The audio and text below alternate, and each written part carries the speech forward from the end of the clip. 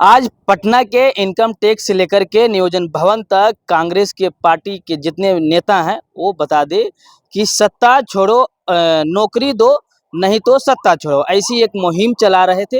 तमाम जो है बेरोजगारी को लेकर के उन लोगों ने नारा लगा रहा था कांग्रेस के नेता लोग। लेकिन मेरे मेरे साथ अभी बातचीत करने के लिए युवा प्रकोष्ठ के जेडीयू से प्रदेश अध्यक्ष हैं, किसी काम से पार्टी कार्यालय आए थे। हम बात करने की कोशिश करेंगे।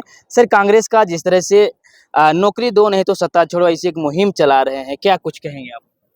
ये देखिए, चुनावी मेढक कांग्रेस पार्टी बिहार में है। बिहार में उनकी कुछ हैसियत है नहीं। चुनावी मेढक कैसे बोल रहे हैं? चुनावी मेढक है, कांग्रेस कहीं है क्या? गठबंधन नकारा, है, आरजेडी के साथ वो गठबंधन आरजेडी के पिछलग्गू हैं, बस इतना ही है। और कैसे पिछलग्गू हैं, कभी उनके प्रभारी आते हैं वो कुछ और बयान देते हैं, उनके अध्यक्ष कुछ और बयान देते हैं। तो ये सब चीज़ें उनके चुनाव का समय है, झूठ सच बोलना उनका काम है। बात रहा जहाँ बिहार सरकार की, माननीय मुख्यमंत्री जी जब से आए बिहार को कहाँ से कहाँ ले गए। अभी कल के डेट में 2 मंजिला जिसको कहते हैं डबल डेकर फ्लाईओवर बनाया। कभी सोचा था बिहार के लोगों ने? बिहार का युवा ये जानता है कि कभी सपना नहीं देखे थे ये हम लोग दूसरे स्टेट में जाके सपना देखते थे कि ऐसा कभी बनेगा, इस पे चढ़ते थे। आज हमारे पटना में बना है। बिहार विकास कर रहा है। बात रहा युवाओं के रोजगार और नौकरी के सवाल, नीतीश कुमार जी ने जो दे दिया है वो गिनीज वर्ल्ड रिकॉर्ड बनाया है। आज देखिए, 1,20,000 एक दिन नियुक्ति पत्र बांटने का रिकॉर्ड किस राज्य की सरकार ने बनाया? नीतीश कुमार के अलावा कहीं नहीं बना है। और ये भी जान लीजिए, कांग्रेस की और भी सरकारें हैं और भी उनकी जगह अपनी सरकारें हैं, क्या स्थिति है उनका? और कांग्रेस तो आज़ादी के बाद सबसे ज़्यादा बिहार में राज किया और देश में राज किया। क्या स्थिति बना के रखा उन्होंने? उसके बाद उनके जो साथी हैं जंगल राज वाले वो आ गए, तो बिहार को तो उन्होंने बर्बाद करने का काम किया। पहले कुछ लोगों की भर्तियां भी करते थे तो उनको वेतन नहीं देते थे।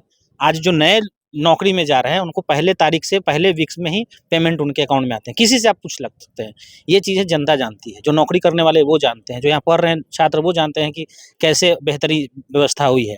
और कांग्रेस पार्टी पहले ये तय कर ले कि उनको राजद के साथ लड़ना है, अलग लड़ना है। पहले तो अपने में लड़ाई कर रहे हैं और वो बिहार के युवाओं को, बिहार के जनता को बुरगलाने का काम करने का प्रयास कर रहे हैं। लेकिन बिहार है जिसने शून्य दिया, ये बिहार है जहाँ बहुत गौतम बुद्ध आए और यहाँ पे ज्ञान की प्राप्ति की। बिहार के लोग खास करके राजनीति में और खास करके मुद्दों में समझते हैं कि ये मुद्दा हमारा क्या है। बिहार का मुद्दा है नीतीश कुमार, विकास। अभी आपने कहा कि कांग्रेस या आरजेडी पहले तय कर ले कि दोनों कितनों क्या कुछ है। उसके आरजेडी और कांग्रेस का, आपके भी पार्टी में जितने भी देख ले एनडीए में, तो कई ऐसे घटक दल हैं जो कहीं ना कहीं राग आलाप रहे हैं, तो उनका क्या? हमारे यहाँ 5 घटक दल हैं। हाँ। पांचों पार्टी के प्रदेश अध्यक्ष, अभी हाल ही में जिला कार्यकर्ता सम्मेलन हुआ एनडीए का। हाँ। बढ़ चढ़ के लोगों ने हिस्सा लिया और सब लोगों ने एक सुर में कहा 2025 फिर से नीतीश। कहाँ खुले मन से चिराग पासवान कह रहे हैं 243 पे चिराग पासवान खड़े होंगे। चिराग पासवान एनडीए के साथ 243 सीट पे खड़े होंगे। कहाँ कोई गलत बात बोल रहे हैं? उपेंद्र कुशवाहा 243 सीट पे जाकर के नीतीश कुमार के लिए खड़ा रहेंगे। नीतीश कुमार जी 243 सीट पे एनडीए के लिए खड़ा रहेंगे। भाजपा के माननीय प्रधानमंत्री जी आते हैं तो 243 सीट के लिए आ रहे हैं। चिराग पासवान यह बात क्यों नहीं कह रहे हैं कि नीतीश जी के नेतृत्व में 243 विधानसभा चुनाव पे हम लोग तैयारी चल रही है? वो डायरेक्ट कह रहे हैं कि हम 243 विधानसभा पे चुनाव लड़ेंगे। तो ये कहीं ना कहीं बातों से लेकर कंफ्यूजन है। आप सोशल मीडिया के माध्यम से भी देख रहे हैं, वो सियासी बयानबाजी भी चालू है। एनडीए का नारा क्या है, सच्चाई क्या है? 2025 हाँ। फिर से नीतीश। हाँ। तो जब एनडीए के साथ खड़े हैं तो नीतीश कुमार जी के साथ खड़े हैं। अलायंस के मुखिया बिहार में नीतीश कुमार जी हैं और नीतीश कुमार जी के नाम पे नारा है 2025 फिर से नीतीश। तो इसमें कोई बात कहाँ है? नीतीश कुमार 2005 के बाद जिस तरह से बिहार को चलाया है, बिहार को जिस प्रगति पे ले गए हैं, पूरी आवाम उनके साथ खड़ी है। नीतीश कुमार एनडीए में जब शुरुआत से सरकार बनाए, आज एनडीए भी चुनाव लड़ रहा है, तो 2025 फिर से नीतीश एनडीए का नारा है, पांचों पार्टियों का नारा कांग्रेस है, की तरफ से बिहार का नारा। कांग्रेस की तरफ से यह भी कहा जा रहा है कि जो बीपीएससी के अभ्यर्थी जिन्हें सप्लीमेंट्री रिजल्ट मांग रहे हैं टीआर 3 के, वो बच्चे जो एग्जाम मांग रहे थे कि इस तरह से उन्हें लाठियां बरसाई गई, तो वो छात्र कहीं न कहीं छात्रों पे लाठी नहीं बरसाई गई है। छात्रों के नाम पर पैसे द्वारा लाई गई भीड़, जो चुनावी समय में जनता और युवाओं को बरगलाने वाली जो भीड़ थी, उस पे लाठीचार्ज हुई थी। उसमें कितने छात्र थे? डिटेन तो कराए गए थे। वो घटना की बात कर रहे हैं। माननीय न्यायालय ने क्या फैसला दिया? सारी चीजें सही थी।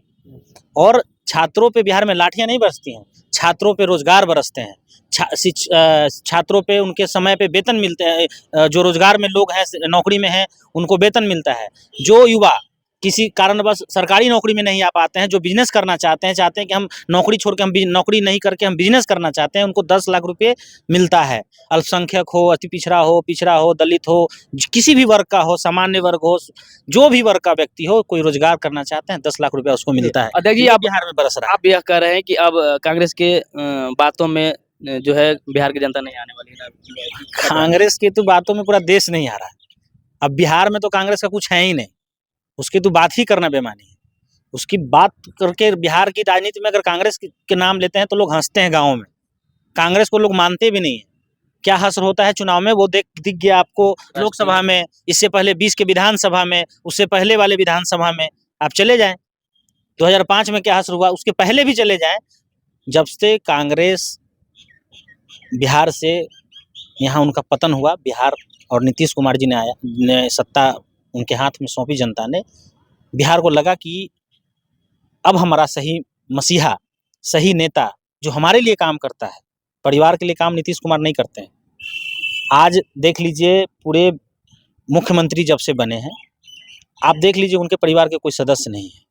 नीतीश कुमार हम लोगों को परिवार मानते हैं, यहाँ जो युवा हैं उनको परिवार मानते हैं, जो बिहार के नौजवान हैं उनको अपना बेटा भाई मानते हैं, जो बुजुर्ग महिलाएं माता बहनाएं जो भी जनता है उनको अपना परिवार का सदस्य मानते हैं, उनके लिए सोचते हैं, अपने आप के लिए नहीं सोचते हैं। हम लोग का काम है बिहार बेहतर बने, बिहार कैसे और प्रगति पथ पे दौड़े। चूंकि अभी बिहार जिस गर्त से बाहर निकला है, बिहार अब तो वो ऊंचाइयों को छूने की कोशिश कर रहा है। बिहार अब तो जाकर के लग रहा है कि अब बिहार भी उस टॉप के जो राज्य हैं, जो भारत के जो टॉप राज्य जिसको कहते हैं, उसमें आने की अग्रणी है।